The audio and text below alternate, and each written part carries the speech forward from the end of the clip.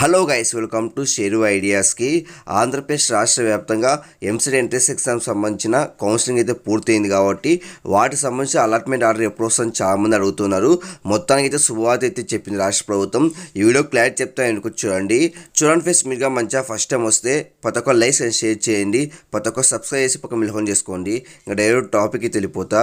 ఆంధ్రప్రదేశ్ రాష్ట్ర వ్యాప్తంగా EAMCET entrance exam జరిగింది కాబట్టి దానికి సంబంధించిన కౌన్సిలింగ్ కూడా పూర్తయిపోయింది. ఇంకా సీట్ అలాట్మెంట్ ఆర్డర్ ఒకటి రిలీజ్ చేయాలి.